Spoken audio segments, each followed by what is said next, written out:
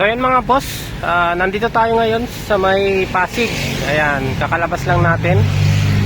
Mayroon ulit tayong maiksing tutorial about sa apps ni Lalamove, kung paano ba mag double book dito kay Lalamove. Maiksi lang to mga boss, kaya tapusin nyo yung video. Baka sakaling mayroon kayong idea dito sa gagawin nating maiksing tutorial about sa pag double book. Ayan, so mayroon na tayong booking mga boss. Dalawa na to yung dala natin. Ayan, so ipapakita muna natin yung booking natin mga boss. Check natin yung apps natin.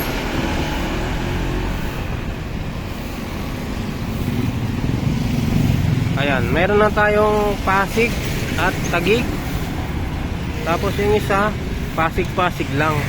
So may abono lahat yan mga boss. Ayan, 211 saka 178 pesos. Ayan yung nakuha natin booking. So ayan, so ituturo natin kung paano ba mag double book dito kay Lalamove. Ayan, sa pagkuha ng double book mga boss, dapat i-check nyo muna yung booking nyo, yung first booking nyo na nakuha. Ayan, so yung nakuha nating booking nung una, ito yung Pasig lang na 178 pesos. Check natin. Ayan, so malapit lang to mga boss. So bago kayo kumuha ng pangalawang booking, i-check nyo muna yung una nyong nakuha. Titingnan nyo muna yung drop off kung saan banda. Ito, check natin yung mapa. Ito, so ito yung una nating nakuha. Ayan, so ayan yung unang drop natin mga boss. Ito yung unang booking natin. So dito lang yan, malapit sa may kalawaan o boundary ng Pateros at saka Pasig. Ayan, so titingnan nyo muna bago kayo kumuha ng pangalawang booking. Ayan, so ito unang booking natin. So pag nag double book kayo, ayan, pwede kayong kumuha ng Taguig kasi mas malapit na to sa Taguig. Ayan o.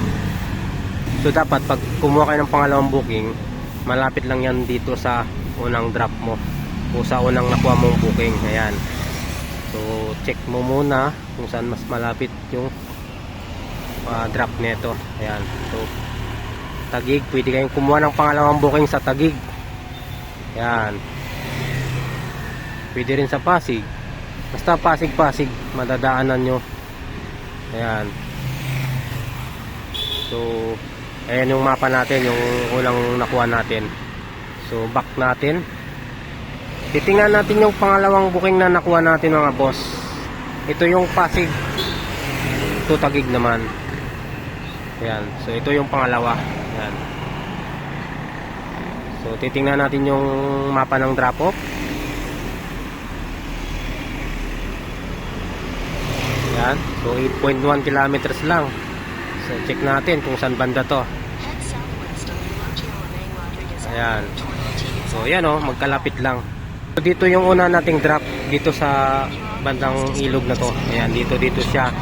Ang pangalawa naman dito. Ito yon, yung pangalawang booking natin. Ayan, dito sa may Bagong Kalsada, Taguig.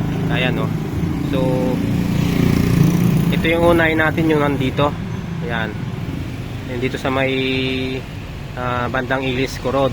Ayan, so okay siya, di ba? So ganyan dapat pag kumuha kayo ng pangalawang booking o pag double book kay Lalamove. Hindi magkalayo yung unang drop sa pangalawang drop.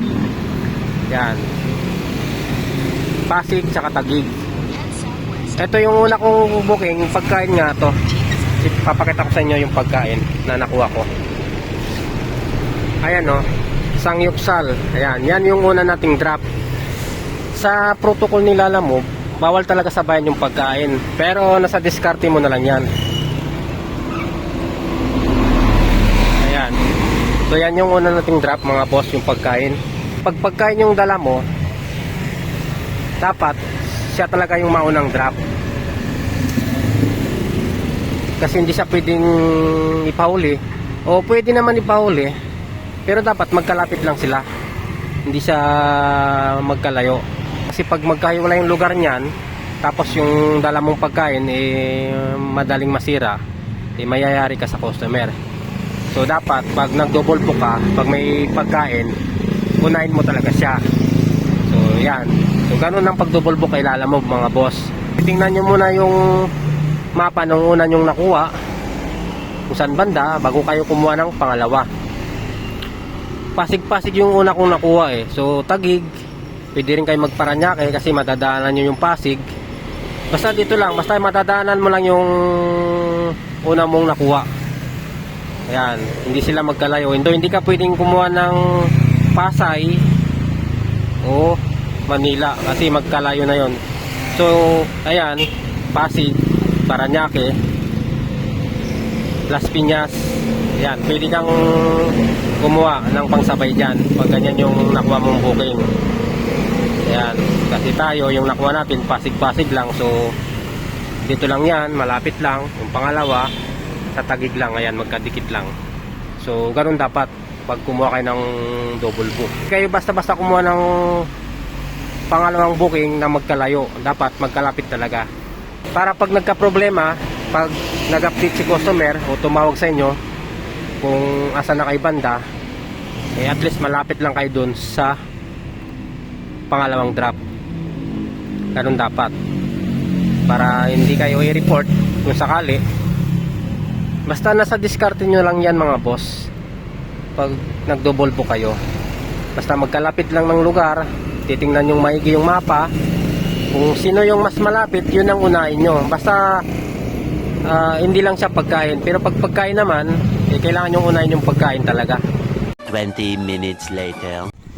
So yan guys, i-drop na natin to dito, yung una nating drop off dito sa may Papaya Street. Ayan, so i-complete na natin to. Ayan, so na-complete na natin guys. So sunod natin yung pangalawa sa Taguig. Ito.